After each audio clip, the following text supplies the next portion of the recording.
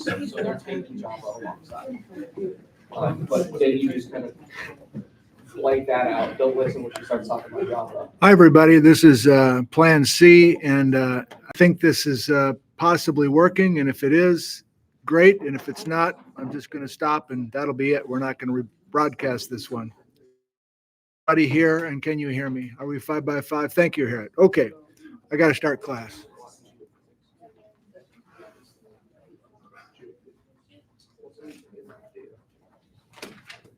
Hello, everybody, and welcome. It's so great to have you here. I would like to make a couple quick announcements. I'm so pleased that we're all here and ready to go. And then I will start my bold open, and we will jump right into our last live session, you and I, before we take a midterm exam. So that's where we start.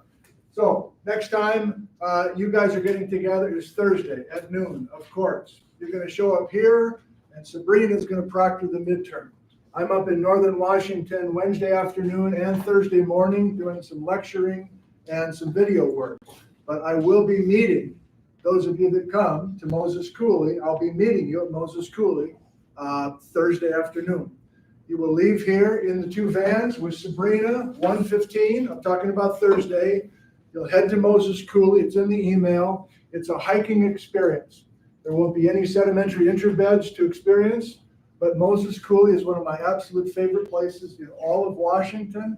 It's unknown to so many people. It's raw, it's beautiful, and a bunch of the German chocolate cake will be on display. Top of the Grand Ronde, up through, and I need to do some homework before Thursday to know which flows we'll be hiking up through. But it will be a pure hiking experience, and I promise an excellent afternoon. Weather looks great as well. Sage?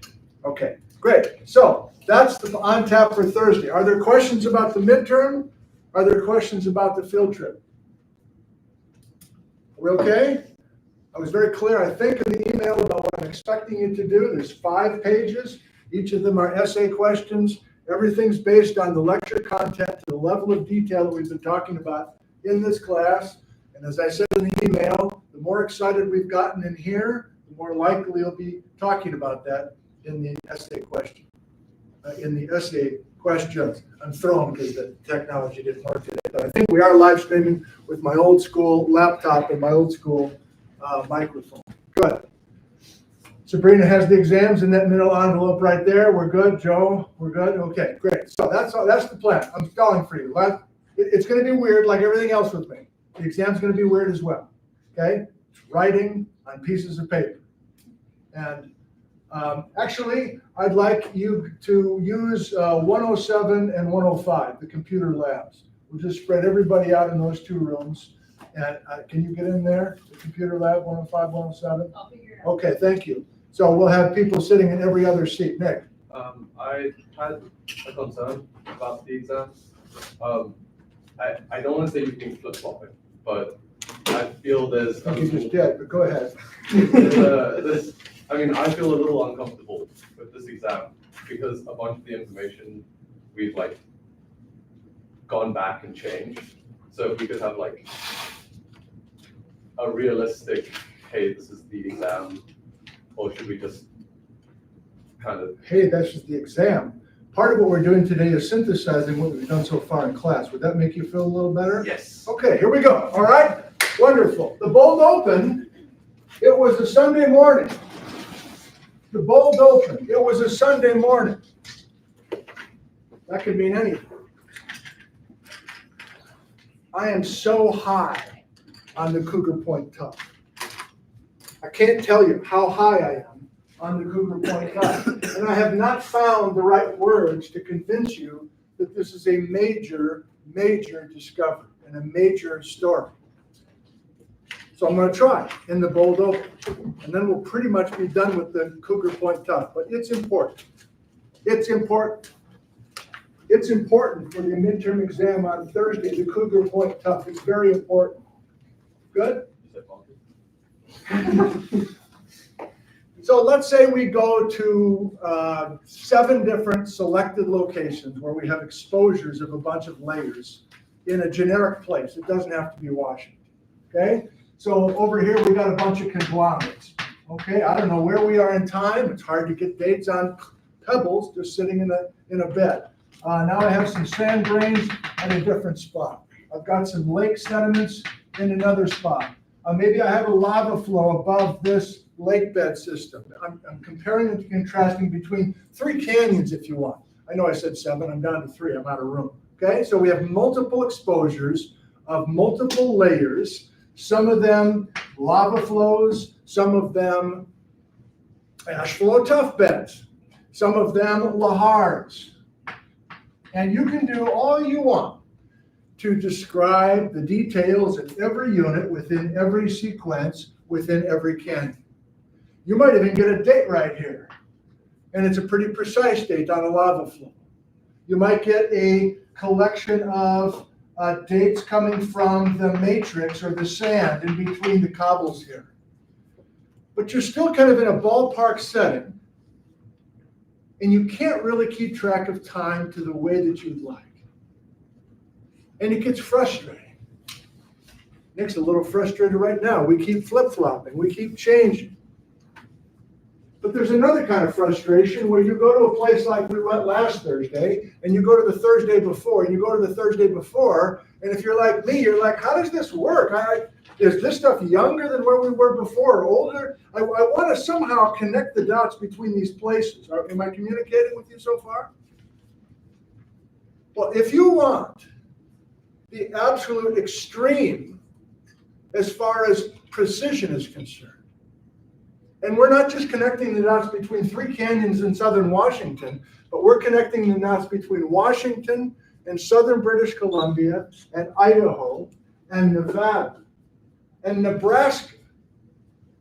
And I can drag my finger on this line. I can drag my finger on this line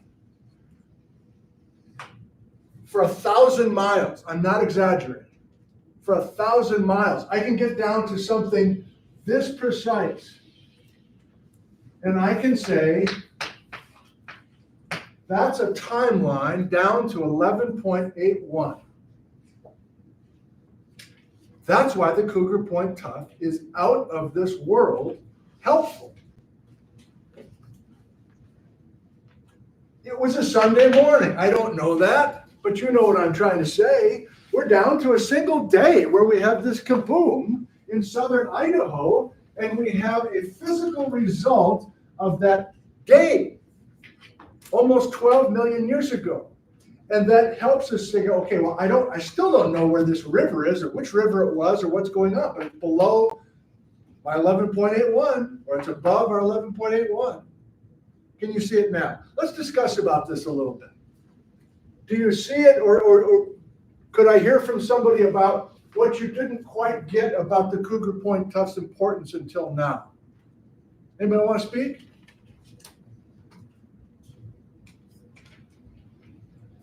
Excellent. Okay, great. So we have the Cougar Point tuff, which I'm going to come back to over and over and over again as a time marker as well as the sources themselves.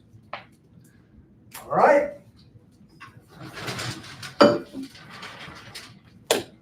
Today, we are recapping and summarizing what we have done so far in this class. And the first thing we're doing is making sure that you understand our boards and our nomenclature. And we're going to do some work together with blue and red chalk. Nick, are you still uncomfortable?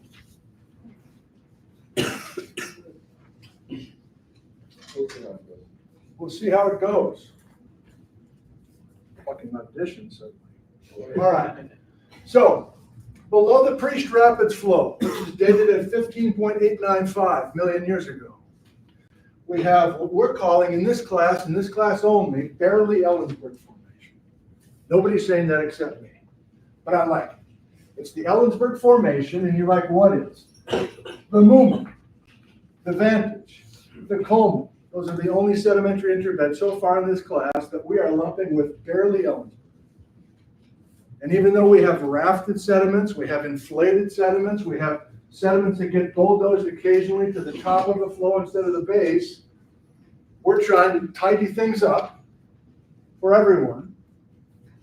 that below the Priest Rapids, the barely Ellensburg is a story, but it's barely a story because there's hardly any sediments to look at. I think it's also barely a story because we don't really have exciting drama, I don't think, personally, coming from these beds. What do we know about the Coleman? Jack shit, we haven't talked about it yet. Andrew's gonna take us there in a couple of weeks. We spent at least 2 periods on the Vantage. I think we decided it was, well, let's start. So what did we decide about the Vantage as far as red and blue? Is it all red? Is it all blue? I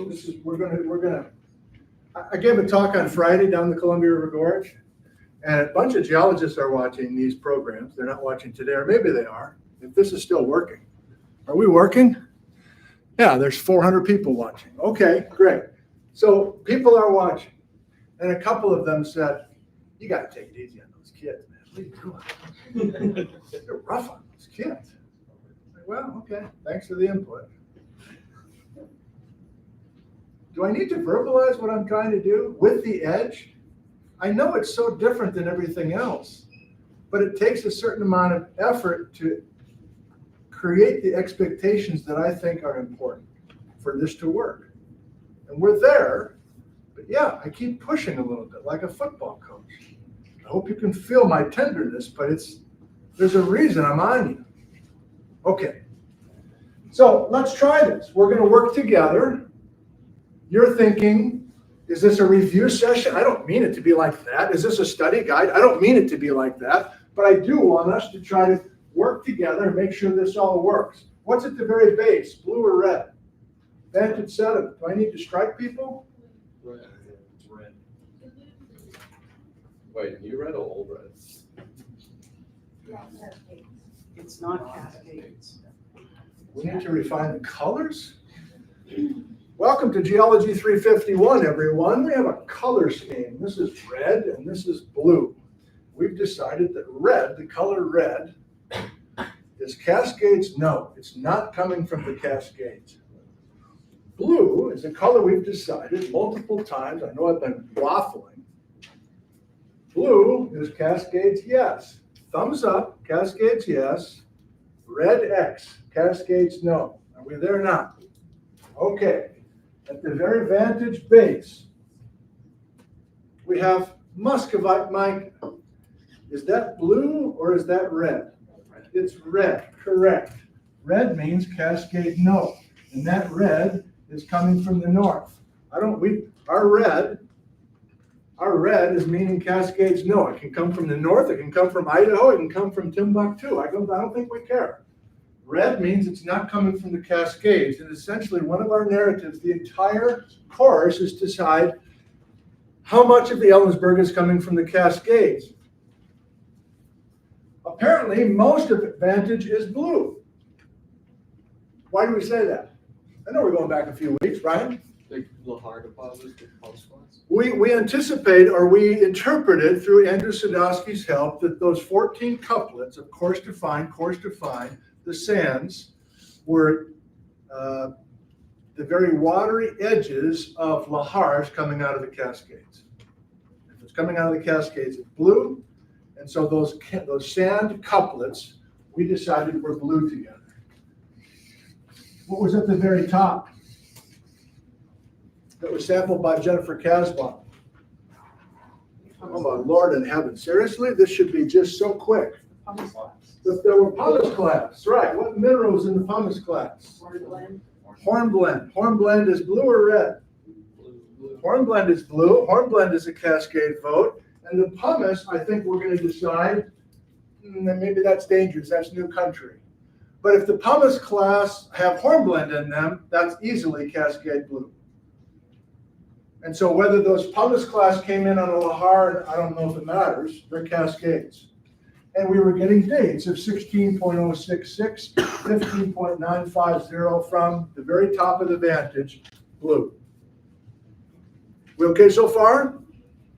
Okay, if there were rivers, the rivers were coming out of the Cascades during blue time, and of course lahars follow river valleys. So I think we're also realizing that there's a major river story with many of these beds. We weren't sure. We were going back and forth. I'm still not sure. But if we're talking about lahars, I think we're talking about rivers in the Vantage Sediment. We okay so far? Good.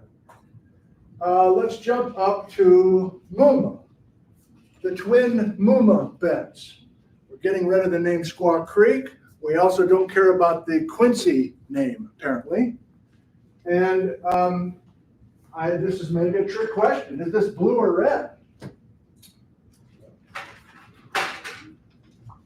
Or maybe we need green. What's green? Right there comes from right there. It's native. It comes from right there. We just what is our mental image for the Muma Creek beds? A big lake. Indigo. Thank you. They have a lake. And if we really get down to brass tacks and decide there's rivers providing sediment to the lake, I guess, but let's not. That's too much for us. So, Nick, there's a new color. We use green a little bit. That's local lake. Don't have a major story of stuff coming from blue Cascades or red not Cascades. So green chalk on green chalkboard, not cool. All right, very good. We were bothered, I was bothered about the Rosa inflating sediments and getting things out of order, but I'm just trying to pull back and give us some major narratives that we're talking about here. And we had no hornblends, we had no major votes for Cascades anywhere. Am I missing anything? Did we decide that Amula was somehow a Cascade story? I don't remember any of that. Okay. I think I want to also add some arrows, just to get back to our first meeting. If you remember our first meeting, the first thing I did on the chalkboard, does anybody remember what first sketch I drew? Right? You had Ellensburg in the middle and then stuff coming from the east and the west. I had a cross section of this Ellensburg formation and interbedded with our Yakima basalts, and the basalts were coming from the east. The Cascades are coming from the west, right? The east source and the west source.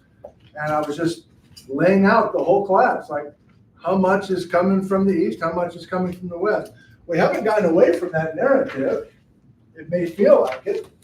So I'm still purple because I haven't erased these boards yet. I think this is the last time you'll see these boards, by the way, because pause, programming note. So after our midterm on Thursday, where of course there will be no lecture, home viewers, there's no live stream on Thursday. We barely have one today, but there's no talk on Thursday. These guys are taking the midterm. Starting a week from today, we are in the upper Ellensburg the rest of the way. So this is a threshold for us. Sorry. This is a threshold for us. I'm skipping ahead just briefly to let you know that the rest of today is slowing down a little bit, doing some new stuff, as well as some review of what we've learned from the lower Ellensburg. Lower Ellensburg is top of the Priest Rapids to the base of the Elephant Mountain. Elephant Mountain, therefore, is very important to us. We saw Elephant Mountain at the top of Saddle Mountains. We saw Elephant Mountain at the top of the quarry. Once we get on top of the Elephant, a few of you scampered up there with Sky. Once you get to the top of the Elephant Mountain, you're in the base of the upper Ellensburg, and that's the rest of this class. We'll just keep going. And again, Friday night, in addition to people coaching me up on how to teach properly, I was also talking to some geologists who said, I'm working on the upper Ellensburg right now. I got some new stuff. So I'm going to do a Zoom interview this afternoon, a couple of other things. So we'll have a whole new round of new papers that are very exciting. New to me. I just printed them out an hour ago before my mic didn't work. Okay? All right, back to the task at hand. And Matthew's back, thank God. So the idea is that, yeah, I was going to do arrows. This is maybe unnecessary, but I guess just before we get rid of these sketches entirely, I want to remind you that every one of these lava flows is coming in from the east. I mean, it's almost like I could use blue arrows on the lavas. It's almost like I could use red arrows on the lavas, like they're not cascades, but I think fundamentally we know that, right? But if you're remembering, again, back to the first week of the class, we had maps showing where the source of these lavas are. Those cracks are in damn near Idaho. and the flows are all coming in from the right. They're coming in from the east.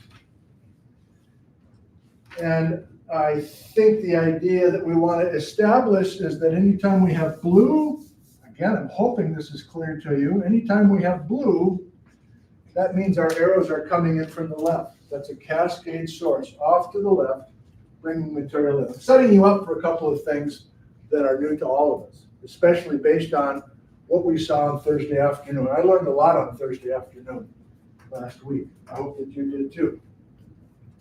Still okay? I think we're minimizing the pillow story.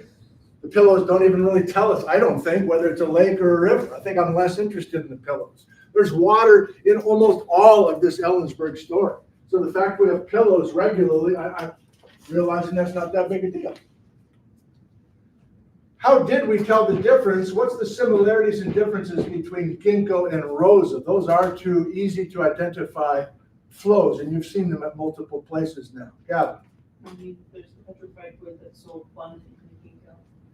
There's huge petrified logs in the base of the ginkgo. There's few to any petrified logs in the base of the rosa. Let's just say no, there's not any.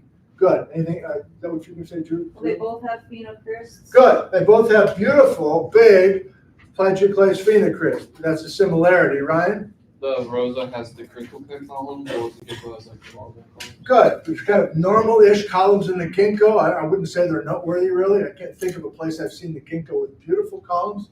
Maybe I have. Maybe we'll see beautiful ginkgo columns in Moses Coulee now that I think about it on Thursday. But yes, Ryan, the rosa has the crinkle cut French fry look with the diagonal stripe. Good. Okay. So that gets us to the end of the barely Ellensburg time, which I thought maybe was going to be just a week. It turned out to be 2 or 3 weeks. And I still don't know if we had major storylines, except, I don't know, does anybody feel like speaking here? What were you most excited about from the barely Ellensburg time? Indigo. I feel like we were all very, very excited about the vantage ginkgo situation, what Yes. what that area looked like and how all those logs got there. Because I feel like everyone, like when I was young and I asked my mother, what's up there? She said, they're a petrified forest. Isn't it called like the state park says petrified forest? Right. People have the image that forest lava comes in, but Right. that's not what it is. And Not so what that it just makes it a lot more interesting. So I feel like we were really stuck on how are there all these logs here? How's there so much variety? Where are they coming from? Are they coming from the Cascades or from up there? Yes. Yeah. Thank you. I think a goal for the second half of this class is to try to find the level of excitement that we had on that 20-minute stretch in that ginkgo log session. I was surprised you guys were that into it, and that was fun. So maybe we'll find something else that can get us that jazzed. Okay, Say thank you. Okay. that's okay, I don't have that. Yeah. Do we still think that the Rosa came in and went into the River Creek, just like to try to understand this correctly? We're still. We do, but that story is like digging itself in through. Yes, I think that from what I've learned from emails after our session, from geologists and other things, there's all sorts of possibilities where the Rosa totally digs to the base of the movement and lifts everything. The Rosa splits right in between the two beds, as I'm showing here. In some cases, the Rosa does go on top and doesn't screw with the pile at all. And so, yes, that's part of what I'm doing today, is to try to be a little bit more deliberate about what I think are interesting parts. And I don't think that's that interesting. I think those local geometries don't have a payoff for And we us. don't think that that happened at the Vantage Center. Good question. And we don't think it happened at the vantage sediments. I guess not. That's an interesting comment / question. There is evidence of rafting the Cougar Point tuff, which we'll get to in a bit. But no, I don't. Is that a vote against Lake then, maybe? Why aren't we rafting the vantage? I'm pretty sure we're not. So what's special about this couplet versus these guys? I don't know the answer. You have an idea? It could be the amount of water that was present there at the time, but also the kind of sediment, because that Luma Creek, however you say it, was It's like seeming that. much more like crumbly Okay, and yeah. Hey, it's a shame I already wrote the midterm. That's a good question. Why are we rafting up here and not here? Gavin's wondering about the physical properties of the diatomaceous earth. Some of us saw it. It was so lightweight. There's so much more time that elapsed. Jennifer Kasbaum, who is important to us, got the time hiatus down to 100,000 years. That's still a lot of time, but we thought it was 200,000 or even more of nothing between the top of the Grand Ronde and the base of the Wanapums. But still, we're talking about a lot more time elapsing. Does that make a difference? I don't know. Yeah. Well, if we saw rafting in the Vantage, Yeah. would we have the Vantage in between the Gecko? Wouldn't the Gecko be on top and the bottom? Yes, and I don't think we see that. No, we don't see that. That's kind of what I'm saying, that I know of no narrative where there's any vantage within or on top of the ginkgo like we do have with the Rosa story. One more and then we gotta move on. Ryan. So at the top of Vantage, we have the tuff and the conglomerate, whereas the Lamuma is more just kind of unconsolidated diatomaceous Yeah. earth. Yeah, we even have a tuff Yeah. that was fragile. You guys climbed up to it. I don't know if that tuff at the top or that pumice was particularly resistant cap. It wasn't glassy or anything, but yeah, that's in there too. Right. Okay, done with the Barely Ellensburg, just like our class. More time than I wanted on the Barely Ellensburg. Okay, very good. So lower Ellensburg, this is not new to us, but let me add some small tidbits to the narratives we already have. We're settling in now, thank you. Top of the Priest Rapids, Mabton, we don't give a shit. Umatilla, it's a dud, there's nothing to say. There might be, but I haven't found anything interesting, we're ignoring it. They're on the sketch, but that's about it. Sela, Pomona, Rattlesnake, Elephant Mountain. We're going to slow down, and I have an expanded view of these 4 units coming on the back of this chalkboard, okay? But I'm just going to stay here just to remind you that this is the guts of today. The title of this session, if I'm still live streaming, is Lower Ellensburg Formation. So I just want to feel like we have the narrative set that we want. I'm not doing the colored chalk here. I'm going to do it on the other board. Very good. Okay. I guess I'll keep this here next to my Brooks.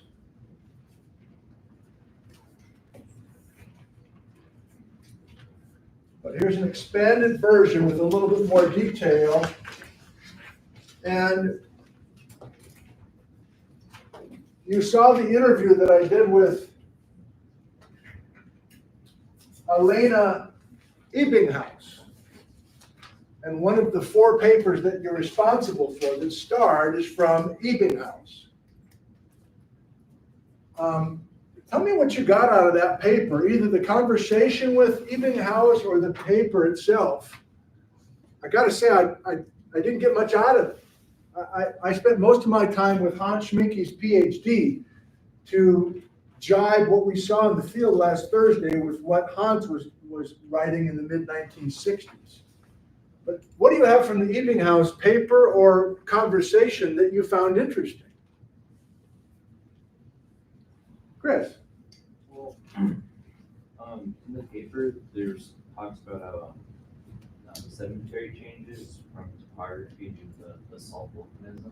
I thought that was interesting with what we've been talking about, because the volcanism seemed to be changing the drainage systems, and it was interesting because they thought it had an association by either domination of lakes and wetlands. Right. And so they took 75 sedimentary layers with combined thicknesses, and they logged them. So I thought that was interesting. It's like they're figuring out certain depths of like what is this layer represent, what's this layer represent. Thank you, Chris. Let me repeat for everybody. Nice job. You reminded me about one narrative that I thought was interesting from the paper. So thanks for the reminder. Ebbinghaus was looking carefully at the sediments and trying to decide how much the lavas coming in were dramatically changing the sedimentary basins. So if you want the purple arrows yet again on a cleaner diagram, we know this. These basalts are coming in from the east, and the general narrative up until Ebbinghaus's work is that we are dramatically changing local basins because we're flowing right into a lake, we're diverting a river, we're doing all sorts of changes. And she was showing some of that, Chris. But I thought that I read, maybe it was the 2020 paper that I didn't know about and got from her, and you're not responsible for it. I think she was impressed with the Cougar Point tuff and how that Idaho snow was blanketing and choking scenes and had a more profound regional effect than the lavas themselves. That must be the 2020, because I don't see anybody nodding their heads. So I don't even know if that's that important. So I'm communicating, again, if you're a good listener, that I'm not getting much out of that paper or that conversation. So if you spend some time with it, great, so did I, but unless you want to really go on about Ebbinghaus's work, I'm sorry, Elaine, if you're watching, felt like I got more out of Hans's work, another German, by the way, from a much older time. Okay, great. So if Lamuma down here bottom, which we've already talked about, is green, that's fine. That's Indigo's color, ironically. What color is indigo? Blue? It's the color of jeans, like dark blue jeans, like Dark blue jeans. over there. Those are Cascades, yes, jeans. All right. I didn't find some red jeans. All right, don't answer that. So mountain, we don't care. Umatilla, we don't care. Suddenly we care. You know what I mean by we care? We're talking about it on Thursday, right? Sela, Pomona, Rattlesnake Ridge, Elephant Mountain. What do we know about Elephant Mountain and where did we see it in the field? Yes, drumheller channels, Tootsie Roll columns. That's really the only place we've looked. And you went, bullshit, I went up to the Elephant Mountain at the quarry. It didn't have Tootsie Roll columns. You're right, it's the same flow, but those columns are forming in a particular setting.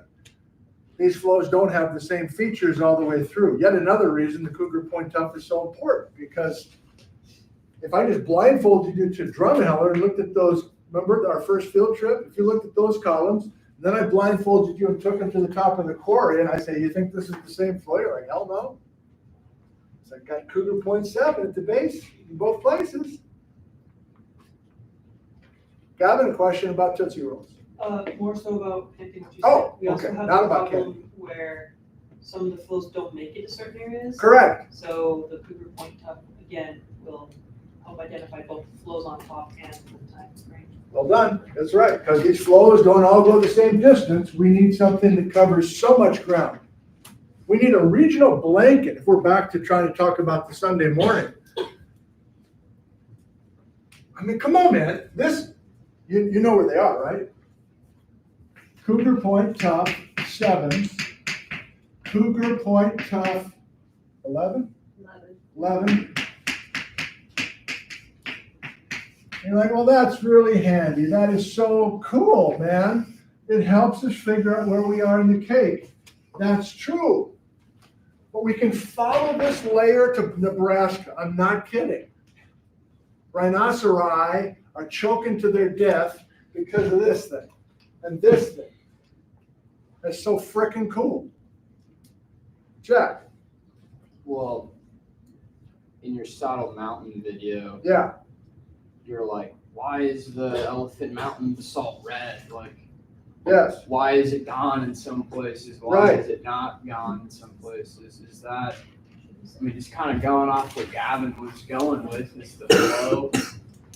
Is something interfering with that flow? Yes. In those red areas? Beautiful, Jack. Beautiful, Is beautiful. that Cascade or is that? So one of the things that bothered me I was a little bothered on Thursday. Some of you picked up on that. I snapped at Jack, I snapped at a couple of you. I was bothered by a few things. Mainly, I still couldn't figure out what the layers were.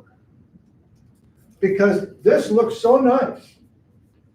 And this Cougar Point 7 was definitely what we were looking at.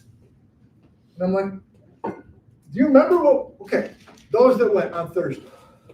We went up here, we found the accretionary lapilla. Did you give it to Hannah? Yeah. Someone did. Yes. That was Julie. Yes, she loved it. James working on his Geo Club notes. Right above this, what was on top of this? In the field last Thursday. We saw like a bunch of cobbles. Cobbles. Cobbles. Those cobbles are here. These cobbles were directly on top of the CPT-7. And then the Elephant Mountain was right, I think, I didn't go up there this time with you guys. If you went to the top, you guys went up with Sky, a few others went up above the cobbles. Am I speaking English today? Mhm. Look at what quarry are you? It was just 3 days ago. I'll say it. We had this and this and this. I don't think we had much more. And the first interbed we saw by the swallows, I guess that's this on top of this, but I'm not sure. So it gets back to the point, how valuable this is, because we're missing half of these sketches at a particular place. You're like, I can't see this because the things keep changing. So you're helping me put this together. Gavin, one more before I shut you down for a while. I mean, when we went up to the wall and were looking at it, we Yeah. definitely had like two distinct like textures going on. Right. We had a finer thing on top and a coarser, almost thicker. Okay, I'm gonna stop you. Thank you though. Yeah, even within one flow, you're like, is this 2 or 3 flows and so on and so on and so on. Jeff, same thing? No, not exactly. Indigo and I went out to the Above the CPT, in above the gravels. with Sky and Yeah. Andrew and learned that those, well, at least what we were standing on, were much more recent Calcretes. Yes. calcretes and fluvial Okay, deposits. And then so Above- significantly younger than what was under the CPT-7, even though they look so similar. Sky said they were- again. Pliocene, if that helps. All right. Okay, I have limited time left. The clock is ticking. Thank you for the input. Believe it or not, I want to do something with some of these subdivisions within the Sela and the rattlesnake. Can I give it to you quickly? You can't even read these numbers from where you're sitting. When I went through this PhD thesis, which is it's more than 400 pages, Hans Schminke, it's on the website if you really want to go through it, but the yellow pen and the oak tree, and I just had a blast going through that thing because I had a reason to. I wanted to make sense of what we saw on Thursday afternoon. That was my only motivation. So within the Sela, and you're going to write this down and like, okay, I've got it. And then if we ever see the Sela by Ryan's house, it's going to be different.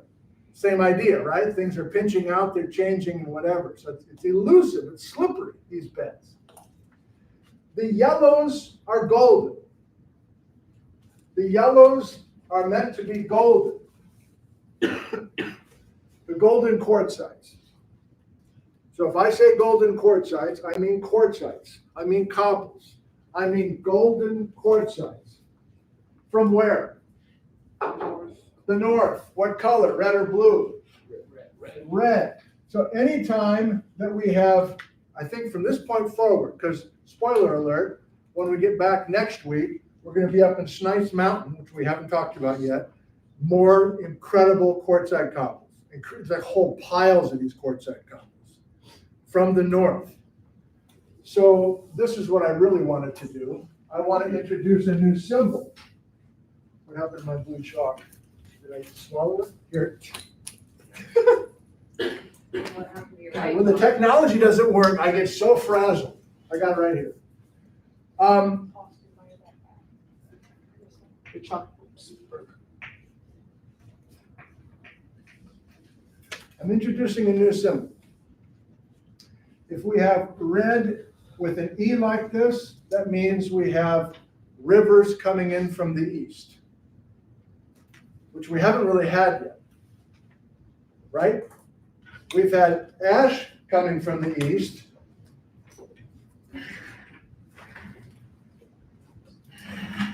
So far in this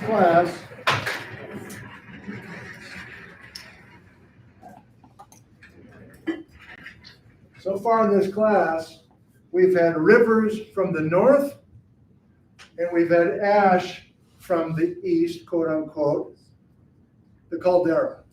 This is getting blown through the air, right? This is our Cougar Point tuff, both of them that we care about. Hope I'm communicating with you.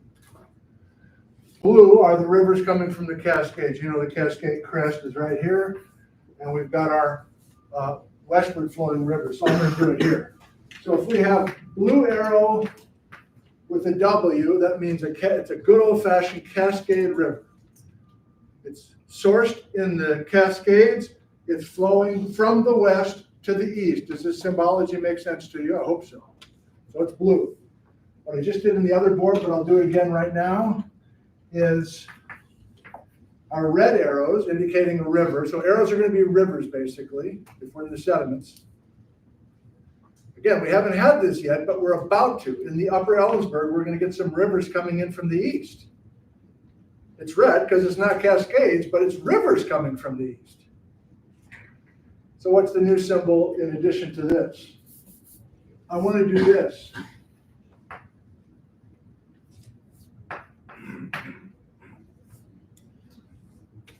So do you know strike slip symbols? If you've taken a structural geology class, who knows what this symbol means? Right? Like through, I guess. It means coming at you. So quick diversion. When you have a strike slip fault, you have this with the block that's sliding away from you and this block that's coming at you. You can think of a bow and arrow set. And these are the feathers on the arrow that's flying away from you, and this is the point of the arrow that's coming at you. So why am I using this symbol? Because these are sketch. I meant all three of these to be cross sections. This is not going to work. Skip it. Skip it. It's not working. Late in the quarter. Right before midterm. Don't do that. 5 minutes ago, erase what we just did. Mistake. We continue before we quit today. Gold, yellow, quartzites coming from the north. It's going to be colored red, yes. From the north. From the north. And that's the Columbia River. You can just think of that as the Columbia River flowing north to south.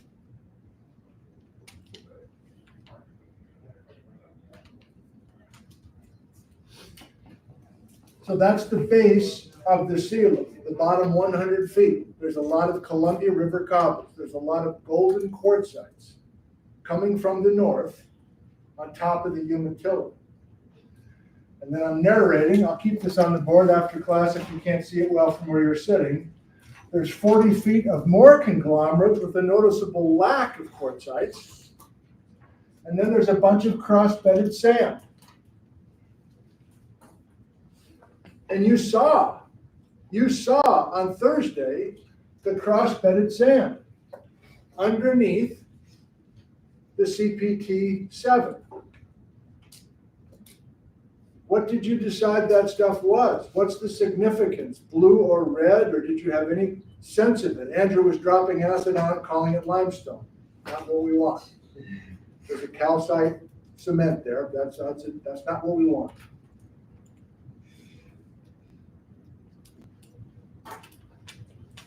We saw cross-bedded. Go ahead, Jess.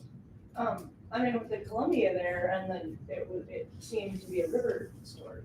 It's definitely a river. Well, it seems likely, and Hans Schminke thought that we have cross-bedded sand. The sand is being moved and transported. That's what the cross-beds are about.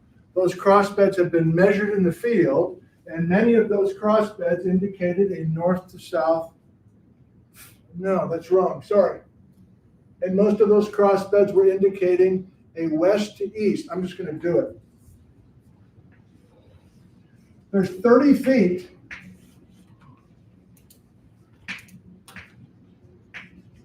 there's 40 feet and there's 30 feet, a total of 70 feet of blue within the ceiling. So Nick was running up to me and saying, ha, ha, ha, ha, here's some blue at the core, because I predicted it would be nothing but red. And Nick was right. There's a bunch of rocks with hornblende in them that are dacite. Those were Cascade, yes. And I was looking at this with, I forget who I was with, on the way back down. Maybe it was Jess, maybe it was Julie, maybe it was myself, I don't know. We were looking at a bunch of soft pebbles, a bunch of pumice clasts that were in this very cross-bedded sand. And Schminke also thought that was Cascade. So we're back to the distal lahar thing. We're back to the edge of a lahar right there at the quarry in Sentinel Gap. All I'm trying to give you the sense of is that the Sela bed above the Umatilla and below the Pomona, if it's there, is mostly blue, surprise to me, and a little bit of red when we have the golden quartzites. Jumping up above, younger than the Pomona, same story. Can you read my gibberish? There's a bunch of Cascade cross-bedded sand in the Rattlesnake Ridge sediment that also is blue, according to Hans, a Cascade source. Now you're like, don't fall in love with Hans Schminke that much. He's the guy that thought the Cougar Point tuff was from the Cascades. And he did, everybody did. That's why Barber's work is so impressive. He's got it written all over the place in professional papers and a PhD thesis. This vitric tuff, as he was calling it, is from the Cascades. Must be. Well, why, Hans? Why is this vitric tuff from the Cascades? Well, the Cascades are right over there, and there's even some of the vitric tuff on the Cascade side of the river. So obviously, open and shut case. Barber says, let me, got a Ziploc bag. Yellow and blue means green. 11.81, baby.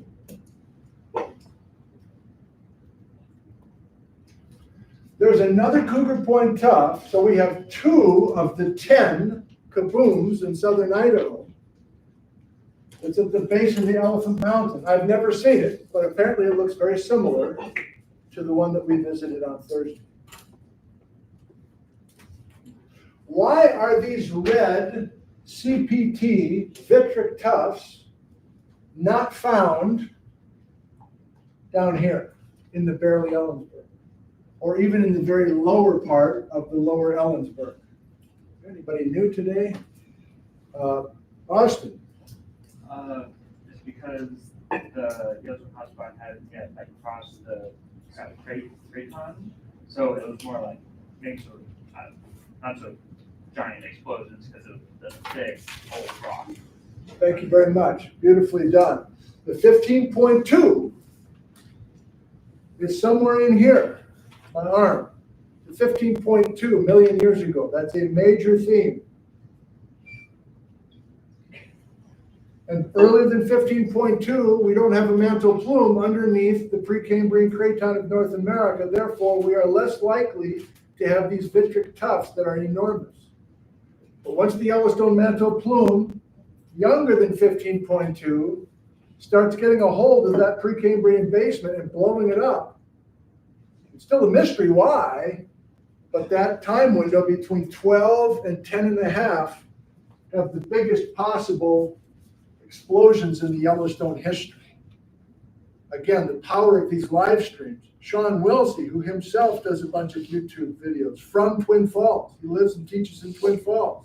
Has been watching. He sent me an email last night and then sent me some papers this morning. There's brand new work that we might look at if you want to, that says that these Cougar Point tuffs between 12 and 10 or 12 and 9 are way more voluminous than even the more recent Yellowstone explosion. Why? What is going on in that Twin Falls area at that particular time in the history? Because cartoonishly, it just seems like the mantle plume continues to blow holes in the Precambrian craton. The craton's not changing, mantle plume's not changing, so what's different? What's different about that time window? He doesn't know, and no one does. Nick, you started us awkwardly, let's finish smoothly. Do you feel like we have a bit more control over the course material going into Thursday? Good. I thank you for your attention today. How many are coming to Moses Coulee? Not as many as we normally have. I understand you're getting beaten down by this instructor and others, but it's so damn beautiful out there. I guarantee a peaceful, wonderful afternoon. And I will bring candy. I'll bring a van and a candy. Get you into my van. I should have stopped 30 seconds ago. Thank you, everybody. I love you. Don't talk to strangers. Remember, don't talk to strangers. Do I have a van? No, you don't have a van. You're gonna lure me into the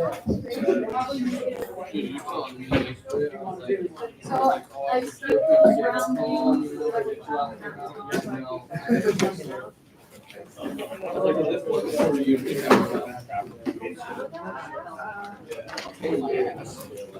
Which thing?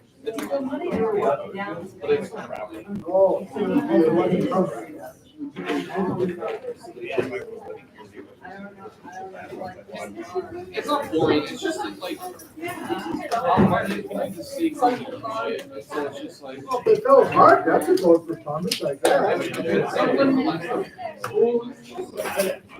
Which is unnecessary, but it's It's a 11 million-year-old, more than 11 million-year-old Thomas.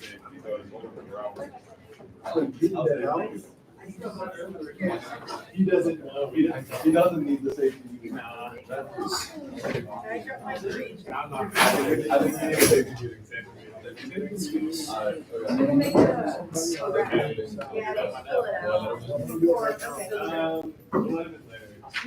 What do we actually have to do?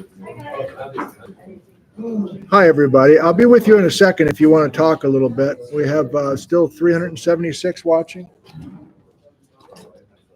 We'll do a little question and answer today. You're not going to meet any students because I'm not even really sure if this is, are we 5x5, by the way?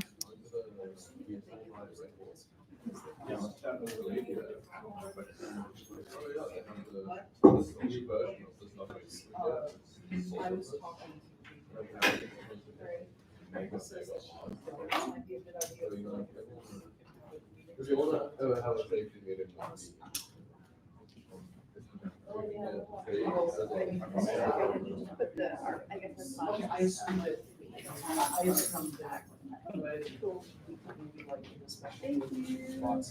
You should see this. The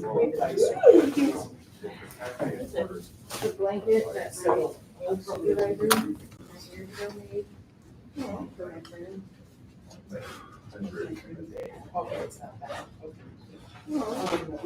Never mind then.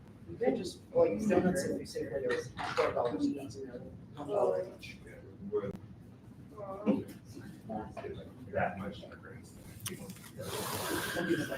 All right, we're 5x5.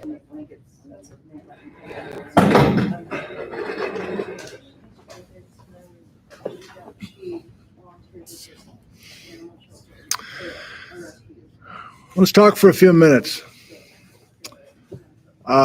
I'm always frazzled when the AV doesn't work, and I get upset, basically.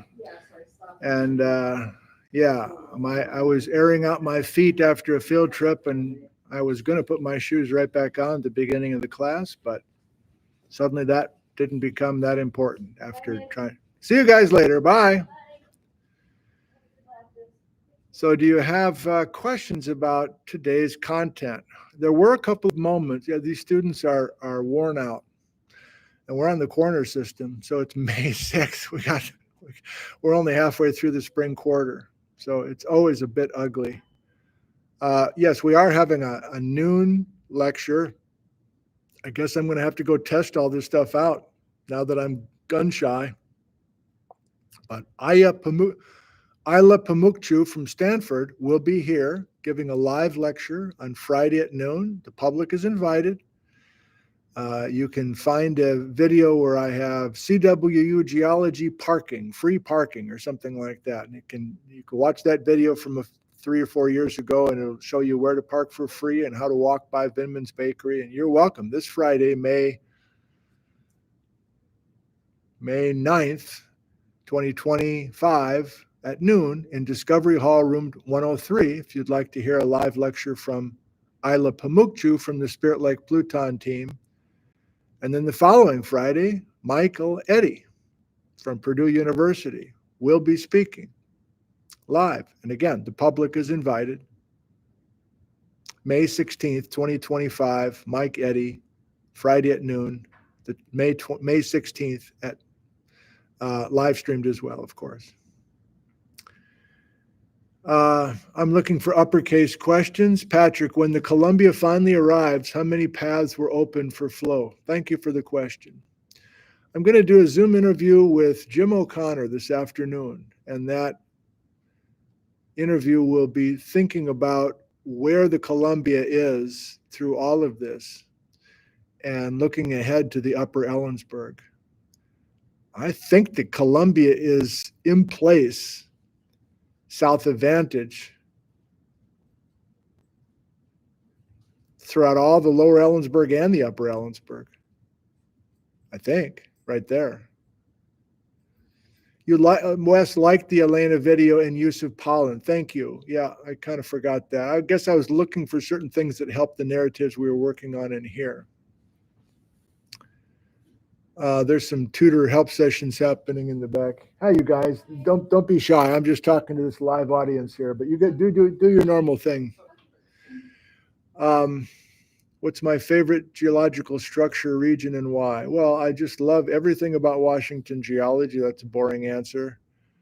And maybe a less boring answer is I just love bouncing around from place to place in the Pacific Northwest and time to time in the Pacific Northwest. So right now we're in a time window plus or minus 10 million years ago that I was extremely interested in about 6 years ago. And I am literally looking through old emails with geologists as I was learning things about the Ringgold and Hell's Canyon. And I'm back. So I've been doing this new learning business enough that I am redoubling or looping back to things that I was really excited about, half a decade ago.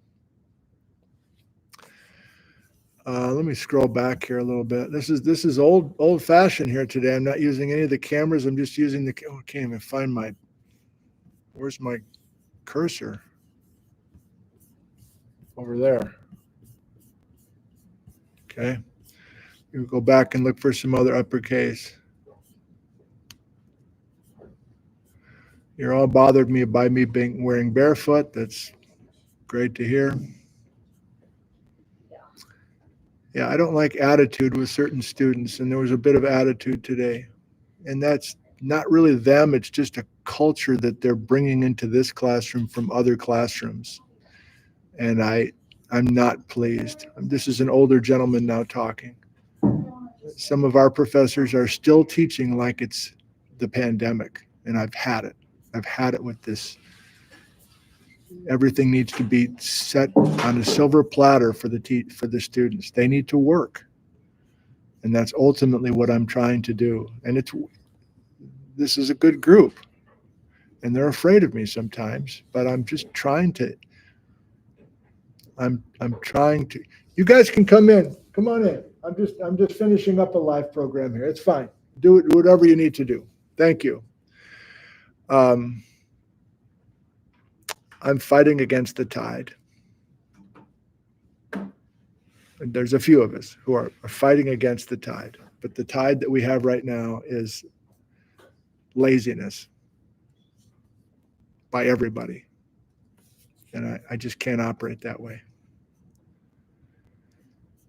Oh, we got no more questions about here. Phil, would the Columbia follow the outline of each new flow, maybe a gradual movement to the west? I follow your logic there, Phil, and it does make sense. But there's so many factors to keep track of. The cake is not flat. The cake continues to sink in the middle. So, of course, water is going to be wanting to go towards the middle part of the sunken cake. The cake is being squeezed due to clockwise rotation. So there's ridges that are knuckling up at the same time that everything's sinking. So that water is being affected by half a dozen factors, not just the edge of the lavas. But I totally get what you're saying.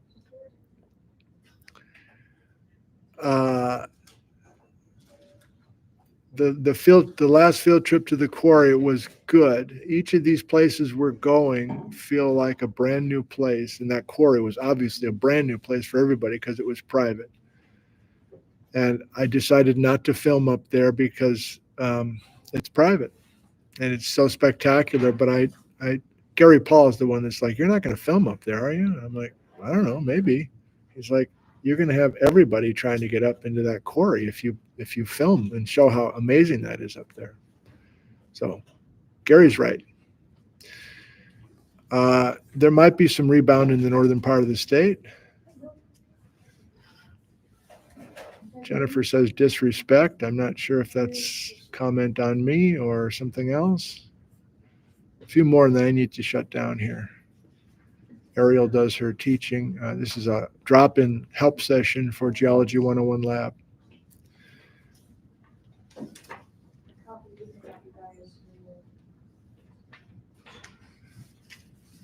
Have I received a sample from across the river at Muma?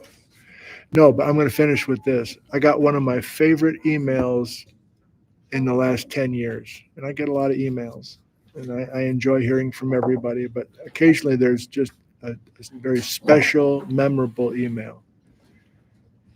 And so if you saw the Barbara Nash interview, towards the end of that interview, I said, Barbara, there's this ash bed across the Yakima River, in the Yakima River Canyon, and it's hard to get to that ash.